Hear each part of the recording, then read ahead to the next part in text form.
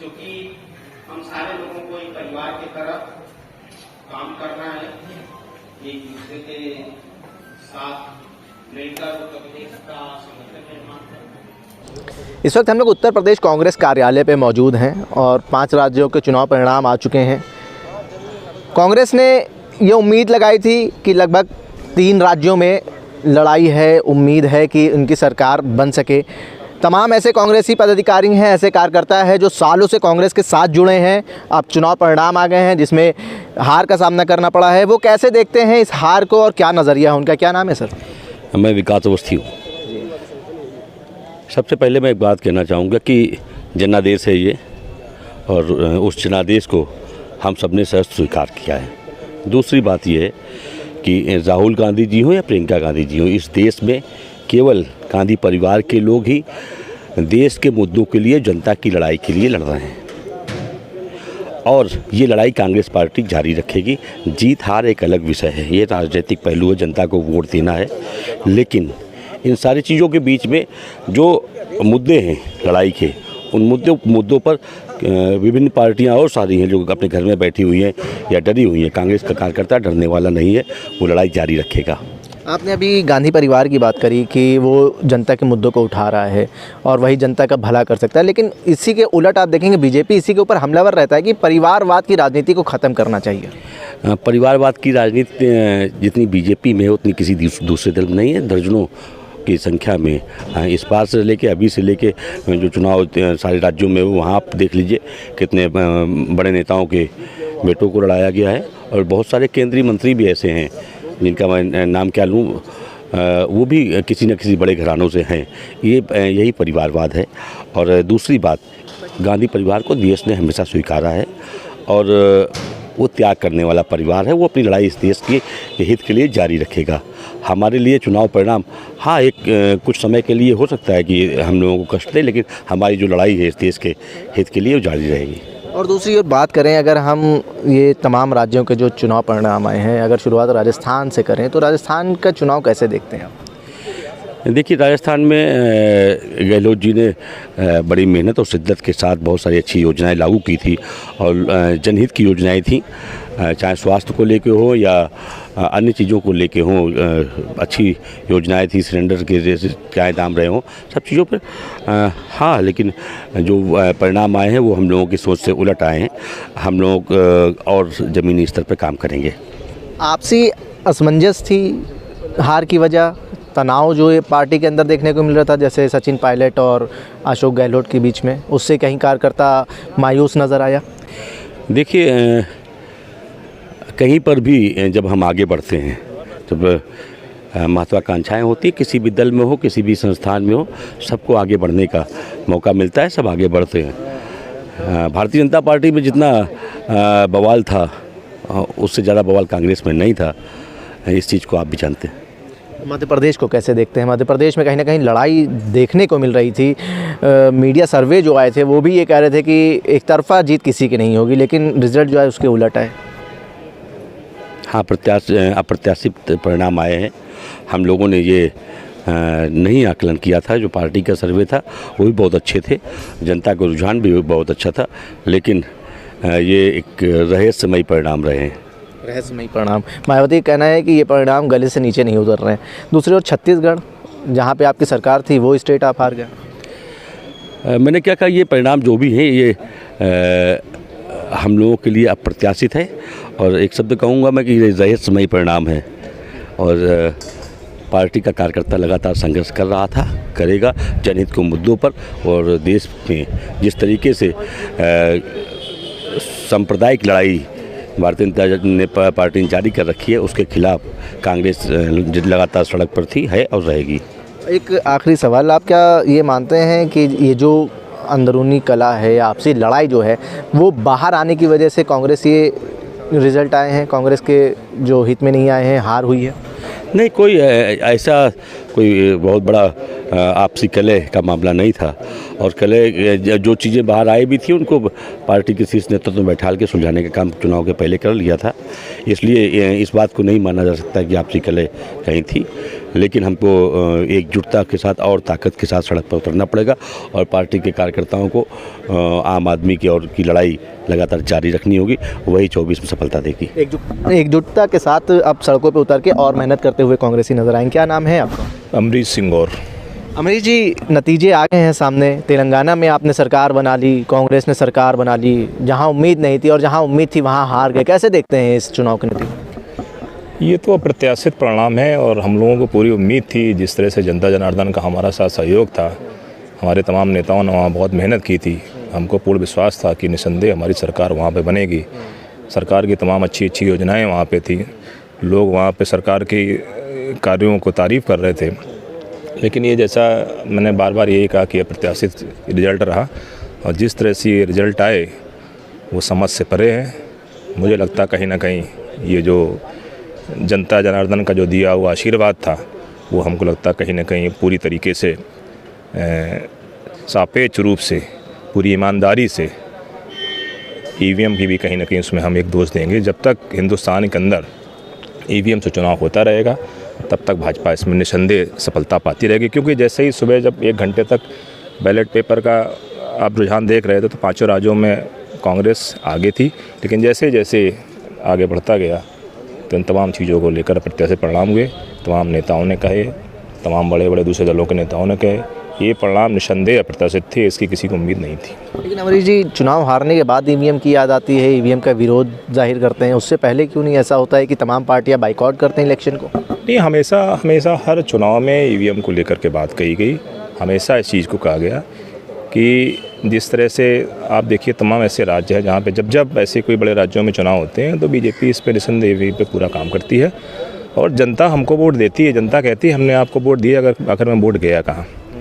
तो हम लोगों का तो हम क्या सारा जनमानस के ये कहना है कि जब हम आपको वोट देते हैं तो वोट जाता कहाँ है? तो कहीं ना कहीं सरकार का ईवीएम पे भी सत्ता यही है, कहीं ना कहीं ईवीएम का भी लंबा खेल है। देखिए, धोखाधड़ी और धांधली की बात भी आ रही है, ईवीएम की भी बात आ रही है। तमाम कांग्रेसी जो 30 साल, 25 साल, 50 सालों से कांग्रेस में जुड़े हुए हैं, कांग्रेस के साथ हैं, लेकिन अब सवाल ये उठता है कि वो इस चुनाव के नतीजों को कैसे देखते हैं। और भी लोग हैं, उनसे भी बात करेंगे, जानने की कोशिश करेंगे कब से वो कांग्रेस से जुड़े हैं। क्या नाम है मेरा? हमारा नाम कौशल कुमार सिंह है। कौशल जी, कब से जुड़े हैं कांग्रेस में? हम तो बाई बर्थ कांग्रेसी हैं। बाई बर्थ, तो ये मान लें 50 साल हो। पिताजी भी 1952 से कांग्रेस के सदस्य रहे। 2022 में उनकी मृत्यु हुई, तब तक वो आजीवन कांग्रेसी रहे। हम भी कांग्रेसी हैं, आज AICC के मेंबर हैं, जिला उपाध्यक्ष हैं, आजमगढ़ के रहने वाले हैं। सवाल ये उठता है कि नतीजे आ गए हैं सामने, 5 राज्यों में चुनाव थे, एक राज्य में कांग्रेस ने सरकार बनाई, उम्मीद थी कि हाँ कम से कम 2 राज्य तो लेके जाएंगे, और जहाँ उम्मीद नहीं थी वहाँ पे सरकार बन गई। कैसे देखते हैं इन नतीजों को? तेलंगाना में हमारी उम्मीद थी, तेलंगाना पहले से अच्छा जा रहा था। राजस्थान में जो वो परिवर्तन था हर बार का, देखिए इसके पहले के चुनाव में कांग्रेस 20-25 सीट पाती थी, जो 30 साल का ट्रेडिशन है कि एक बार भाजपा एक बार कांग्रेस, वही वहाँ हुआ। हम बहुत अच्छा लड़े। मध्य प्रदेश में थोड़ा सा आश्चर्यजनक रहा। छत्तीसगढ़ की घटना तो थोड़ा पे बात करिए अभी, क्योंकि मध्य प्रदेश में ऐसी हार देखने को नहीं। हाँ, सर्वे भी बता रहे थे न्यूज़ के कि यहाँ लड़ाई देखने को मिलेगी दोनों पार्टियों के बीच में। नहीं, मध्य प्रदेश में थोड़ा सा कुछ लीडरशिप हम लोगों की, जो हमारी निजी सोच है, जब ब्रांड मोदी सामने हो तो वहाँ ब्रांड राहुल को आगे करना चाहिए था। ब्रांड कमलनाथ ब्रांड मोदी के आगे नहीं टिक सकते थे। हम लोगों ने कमलनाथ के फेस को आगे किया। ये हमको लगता है कि उसमें वो हमारी भूल। मध्य प्रदेश की हार को आप मान रहे हैं कि कहीं न कहीं राष्ट्रीय नेतृत्व था वो असफल रहा? नहीं, राष्ट्रीय नेतृत्व को ही उतारना था। हम लोगों को समझने में चूक हुई हो सकती है कि हम लोगों को वहाँ पे राहुल गांधी को ही आगे करना था। वह तो जान रहे थे एंटी इनकम्बेंसी थी, वह मोदी को इसीलिए आगे करके लड़े, अपने अंतर्कलह को रोकने के लिए केंद्रीय मंत्रियों को उतारा। हम लोगों ने जो है कि कमलनाथ को मोदी के आगे कर दिया। 2024 में भी मोदी का चुनाव, मोदी का जो जादू है वो चलेगा? 2018 में भी इन तीनों प्रदेशों में कांग्रेस की सरकार थी, MP में, छत्तीसगढ़ में और राजस्थान में। फिर भी वहाँ पे भाजपा को ज़्यादा MP लोकसभा की सीटें मिली। तो वही इस बार होगा, लोकसभा में कांग्रेस को वहाँ पे एकदम स्विप होगा, इनकी सरकार राज्य में इनकी बनी है, लेकिन इस बार बदलेगा, रणनीति बदलेगी, राहुल जी फेस होंगे और कांग्रेस विजय श्री हासिल। छत्तीसगढ़ के परिणाम कैसे देखते हैं, क्योंकि सरकार थी आपकी वहाँ पे, क्या कमी रहेगी वहाँ पर? छत्तीसगढ़ में थोड़ा सा आदिवासी इलाकों में, जो पिछली बार उनको 3 सीट मिली थी, इस बार 31 सीट मिली है। उनका सबसे ज़्यादा राइज आदिवासी क्षेत्रों में रहा। वहाँ पे आदिवासियों को समझाने में हम असफल रहे। इन लोगों ने बरगला के जो महतारी बंधन योजना और इस तरह के कुछ बाद में फॉर्म भरवा के और अपने केंद्र के सरकार का लाभ उठाते हुए कि चुनाव होने के जस्ट बाद हम इतने 1,35,000 घरों में आवास दे देंगे, ये करेंगे, वो करेंगे, उसका थोड़ा सा नुकसान हुआ आदिवासी क्षेत्रों में। नहीं तो भूपेश वगैरह कह रहे हैं कि भाजपा की जो चुनावी वादे थे, योजनाएं थी, वो कहीं ना कहीं कांग्रेस की सरकार के ऊपर भारी पड़ गए। भारी नहीं पड़ गए, उनका जो बाद में थोड़ा केंद्र की सरकार का उनको लाभ वहाँ आदिवासी क्षेत्र में मिला और सिर्फ आदिवासी इलाके में ही हम पीछे हुए। तो आप ये मान रहे हैं कि केंद्र की जो योजनाएं चल रही हैं वो वाकई आदिवासियों तक, हर जन जन तक पहुंच रही हैं? नहीं, योजनाएं उनकी नहीं प्रभावित थी, उनके वादे जो है झूठे वादे उनको प्रभावित कर गए। मोदी जी की लफाजी उनको प्रभावित कर गई। उनकी योजना ऐसी नहीं है कि उनकी योजना के बल पे वोट मिला है। मतलब ये मान ले 2024 लोकसभा चुनाव में मोदी जी का चेहरा हावी रहेगा? नहीं, मोदी जी का चेहरा तो डाउनफॉल पे है। एक जगह से मत देखिए, हिमाचल, कर्नाटक, तेलंगाना, सब कुछ, हर जगह कहीं ये चेहरा चमक रहा है, कहीं वो चेहरा चमक रहा है। 24 में तो राहुल का चेहरा ही चमकेगा, तो राहुल ही आगे रहेंगे। ठीक है। कहाँ के रहने वाले दादा, क्या नाम है? मैं आजमगढ़ का रहने वाला हूँ। मूलचंद्र चौहान मेरा नाम है। कांग्रेस का वरिष्ठ नेता हूँ और से जुड़े हैं कांग्रेस से? आजीवन जुड़ा हूँ। 8 साल मान ले? हाँ, मान लीजिए। चुनाव परिणाम आए हैं 5 राज्यों में, एक राज्यों में कांग्रेस ने सरकार बनाई है, उम्मीद क्या थी आपको? ऐसा है, हमें तो तीनों राज्यों में सरकार बनाने की उम्मीद थी और सरकार हमारी बनती, लेकिन कुछ वजह से पार्टी में, जैसे हमने तेलंगाना में जीता है तो वहाँ पर तेलंगाना में जीता है, इससे जो है हमें कई रिजल्ट सामने आए हैं। अभी देश के अंदर जाके ओवैसी जो है हर जगह पार्टी उठाते थे, ओवैसी जी, ओवैसी स्वयं वहाँ पर जो है बौने हो गए। इससे बौने हो गए। 7 सीट पिछली बार भी जीते थे, इस बार भी 7 सीट जीते हैं वो बौने के ऊपर कोई असर नहीं पड़ा। नहीं, देखे क्या कांग्रेस के जीतने से बौने हो गए वो? नहीं, हर जगह जो वोट की राजनीति करने वाले हैं, जो लोग कांग्रेस को हरवाना चाहते हैं, उससे नहीं फर्क पड़ने वाला है। तो और तमाम पार्टियों को भी कहते हैं कि वो भाजपा की बी टीम है, भाजपा की बी टीम है। ऐसा है नहीं, भाजपा की बी टीम की बात छोड़िए, हैं, ये टीम की बात छोड़िए। कांग्रेस एक ऐसा दल है कि जिन्होंने देश को बनाया है, फिर 2024 में आने वाले भविष्य में राहुल जी ही की सरकार बनेगी, कांग्रेस की बनेगी। हाँ, मोदी के चेहरे पे कह रहे हैं हम लोग चुनाव हार गए छत्तीसगढ़, मध्य प्रदेश।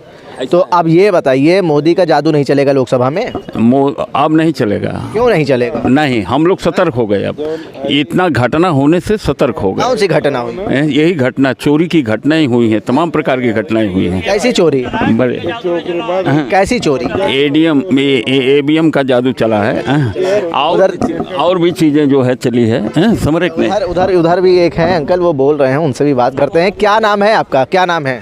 नजाकत अंसारी। कहाँ से आए हैं? मुरादाबाद से। मुरादाबाद से आए हैं। 5 राज्यों के चुनाव तो एक राज्यों में सरकार ने बनाई है कांग्रेस ने, कैसे देखते हैं इसको? क्या उम्मीद थी आपको? हमें पूरी उम्मीद थी, हमारी सब जगह सरकार आनी थी। ये किसी का जादू नहीं चला, EVM का जादू चला है। सब हारने के बाद सब EVM का रोना रोते हैं। हारने के आप बाद भी रो रहे हैं। ये सबको पता है, मीडिया को भी पता है इस चीज़ का, खेल का कि क्या खेल हुआ है।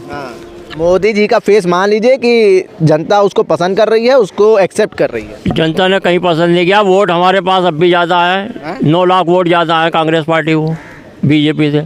जनता का कहा है हार हो गई? कैसे हार हो गई? कौन जिम्मेदार है हार का? EVM जिम्मेदार कौन है? EVM का खेल है सब। EVM को मानते हैं आप?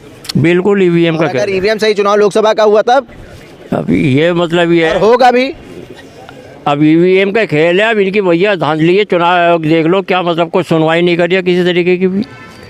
EVM से तो लोकसभा का भी चुनाव होना है, तो क्या कांग्रेस हार जाएगी? पहले ही चुनाव न लड़े फिर वो? अब देखते अगर हैं। आप लोग EVM को दोषी ठहरा रहे हैं तो? इसमें तो EVM का खेल हुआ है, आगे की पता नहीं क्या होगा। आगे की पता नहीं। ठीक है, देखिए मुरादाबाद से आए हुए थे चाचा, महिला कार्यकर्ता, महिला पदाधिकारी भी कांग्रेस की बैठी। क्या नाम है, कहाँ से आई हैं? जी मेरा नाम महराज जहाँ है, मैं मुजफ्फरनगर से आई हूँ। जिला मुजफ्फरनगर से आई हैं आप। ये 5 राज्यों के चुनाव परिणाम आए हैं, आपके सामने हैं। आज एक बड़ी बैठक कांग्रेस में चल रही है, प्रदेश कार्यकारिणी की पहली बैठक है। लोग एक दूसरे से परिचित हो रहे हैं क्योंकि पहली बैठक है। आगे की रणनीति तैयार हो रही है। क्या इस चुनाव नतीजों से कोई फ़र्क पड़ेगा लोकसभा चुनाव में? देखिए, जो कुछ कमियां रही हैं उसमें अपने में सुधार लाएंगे। और दूसरी बात ये है कि कांग्रेस कहाँ हारी है। बीजेपी को 4 करोड़ 80 लाख 81 लाख कुछ वोट मिली है और कांग्रेस को 4 करोड़ 90 लाख कुछ वोट मिली है। तो कांग्रेस कहाँ हारी? जीता हुआ प्रदेश हार गई, आप मानने को तैयार नहीं है। बताइए, छत्तीसगढ़ आप हार गई और मध्य प्रदेश जीत के भी सरकार टूट गई वहाँ पर पिछली बार। हाँ, बीजेपी के छक्के छुड़ा रखे थे, इसीलिए उन्होंने कहीं ना कुछ तो गड़बड़ की है। राष्ट्र नेतृत्व तो पहुँचा नहीं आपका छत्तीसगढ़ मध्य प्रदेश, इसलिए वो हार गए। जैसा अभी अंकल ने कहा, देखिए मोदी जी पहुँच गए वहाँ, लोगों ने एक्सेप्ट करा, उनको स्वागत करा और जीत हो गई। अभी कुछ लोग भ्रम में जी रहे हैं मोदी जी के, लेकिन उनको धीरे धीरे पता चल जाएगा कि क्या सच्चाई है। अभी तो कुछ लोग हैं, चंद लोग हैं जो हिंदू मुस्लिम ये धर्म जाति के चक्कर में पड़े हुए हैं, तो इसलिए थोड़ा सा उनको लाइक करें। इसके बावजूद उन्होंने कुछ नहीं किया है, ना तो युवाओं को रोजी दी है। बताइए, युवा कितना बेरोजगार है, कोई वैकेंसी निकाली है उन्होंने? महिलाओं को कहा था, मुख्यमंत्री योगी आदित्यनाथ ने स्वास्थ्य कर्मियों को 2100 से ज़्यादा स्वास्थ्य कर्मियों को नियुक्ति पत्र बांटा है। आप कह रहे हैं रोजगार नहीं है। 2100 यानी कि करोड़ों जनता में 2100 क्या अहमियत रखते हैं? कुछ भी नहीं है। वो भी संविदा पे है। पहले वैकेंसी निकलती थी 60 साल 65 साल तक जॉब करता था बंदा, और आज क्या है 4 साल की नौकरी। 4 साल में क्या कर लेगा? 4 साल में जिसने इतना पढ़ाई में खर्च किया हो, 4 साल में वो खर्च निकालेगा, माँ बाप को बुढ़ापे में रोटी देगा, बीवी बच्चों को पालेगा, क्या करेगा 4 साल में? 4 साल की नौकरी निकल रही है बीजेपी के राज में। ये दिया है बीजेपी ने युवाओं को, ये तोहफा 4 साल का कि मैं तुम्हें अब 30-40 साल की नौकरी नहीं दूंगा। तो आप ये कह रही मोदी जादू नहीं चलेगा लोकसभा में? बिल्कुल नहीं चलेगा। देखिए, अभी देखिए फाइट कितनी बढ़िया हुई है। हम लोग तो हार के भी जीत रहे हैं, हमारे पास तो वोट ज़्यादा है। और आगे जो है ये भी ख़त्म हो जाएंगी। बीजेपी को कुछ लोग जो है अभी हिंदू मुस्लिम धर्म जाति के नाम पे वो गुमराह हो रहे हैं, लेकिन सबसे ज़्यादा मैं ये कहती हूँ कि उन्हीं लोगों को नुकसान है। जब युवा बेरोजगार हो जाएगा, जब रोटी से परेशान हो जाएगा, जब देखेगा कि क्या हो रहा है हमारा हाल, वो खुद ही ये कहेगा कि मोदी को छोड़ो और कांग्रेस को जोड़ो। लेकिन चाचा कह रहे हैं हारने की सबसे बड़ी वजह ईवीएम है। कहीं ना कहीं तो गड़बड़ है उसमें भी, क्योंकि इनको अपनी हार दिखाई दे रही थी, उनके छक्के छूट रहे थे। आपको पता है कि हम भी देख रहे थे टीवी पे, यूट्यूब पे, आप लोग ही दिखा रहे थे कि कांग्रेस की फाइट है, कांग्रेस जो है जीत रही है। और लास्ट में क्या हुआ है? लास्ट में क्या हुआ कि बीजेपी जीत। हारने के बाद ईवीएम पे सवाल उठाना नहीं, हारने के बाद में तो पता चलता है कि चोर ने कहाँ चोरी की है। बाद में तो पता चलेगा ना, बाद में तो पता चलेगा कि किसने चोरी कहाँ। नहीं, इलेक्शन से पहले आप लोग मांग करती हैं कि ईवीएम से नहीं बैलेट पेपर से होना चाहिए चुनाव, तभी हम चुनाव लड़ेंगे, तमाम पार्टी को इकट्ठा होकर एक मत होकर बहिष्कार करना चाहिए था चुनाव का। क्यों ऐसा नहीं करा कांग्रेस ने? करेंगे और मांग उठाते हैं, लेकिन अभी कोई सुनवाई हो नहीं रही है। लेकिन करना चाहिए और ईवीएम से ना होके बैलेट पेपर से ही वोट देना चाहिए, पता चल जाए कौन कितने पानी में है। ठीक है, देखिए कहीं ना कहीं हमने तमाम कांग्रेस कार्यकर्ताओं से और पदाधिकारी से बात करी, उनसे ये जानने की कोशिश करी कि उनके मन में आखिर क्या चल रहा है, इस चुनाव परिणाम को वो कैसे देखते हैं। किसी ने कहा ईवीएम का दोष है, ईवीएम में कहीं ना कहीं जो सरकार बनी है ईवीएम का एक महत्वपूर्ण योगदान रहा है। दूसरी तरफ लोग कह रहे हैं कि मोदी जी वहाँ पे जाके चुनाव कन्विंसिंग करते हुए नजर आए, राहुल गांधी नहीं पहुँचे, इसका भी काफ़ी असर पड़ा है। जनसंदेश टाइम्स के लिए कैमरा पर्सन जिशान खान के साथ आकिब मिराज खान, लखनऊ।